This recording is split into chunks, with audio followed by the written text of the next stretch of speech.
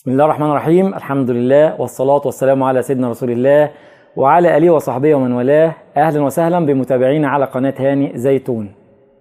هقول لكم النهاردة على أسهل وأبسط طريقة في حفظ القرآن الكريم هتحفظه صم. السؤال: حافظين أنشودة قمر؟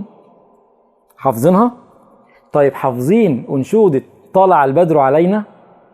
طب والناس اللي بتسمع الأغاني أكيد حافظين أغاني الناس اللي بيسمعوها.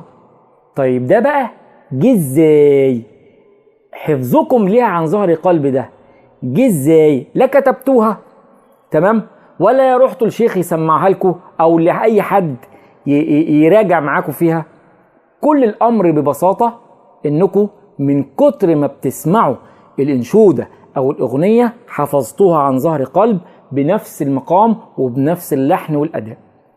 القصة دي تعالوا ناخدها كده بالاقتباس مع القرآن الكريم. انت بتحب تسمع منشد، بتسمع مغني صح؟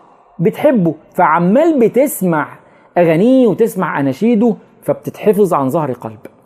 تعال برضو دور على القارئ المحبب المفضل اللي دايما بتحب تسمعه، زي عمنا الشيخ محمود خليل الحصري، عمنا الشيخ عبد الباسط، عمنا الشيخ المنشاوي.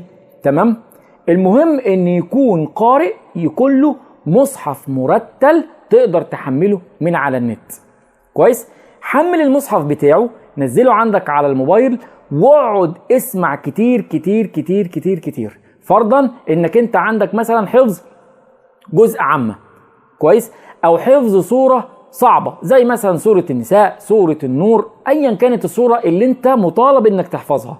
انت بتحب تسمع مين؟ يقول لك مثلا انا بحب اسمع الشيخ محمد جبريل. طيب جميل جدا، هات السورة بتاعت، هات الترتيل بتاع الشيخ محمد جبريل واقعد شغله يوميا طول اليوم قرب ودنك. صدقني هتلاقي نفسك حفظت السورة صم بنفس الأداء بتاع الشيخ وبنفس المقامات والانتقالات اللي عملها القارئ المفضل بتاعك جوه السورة.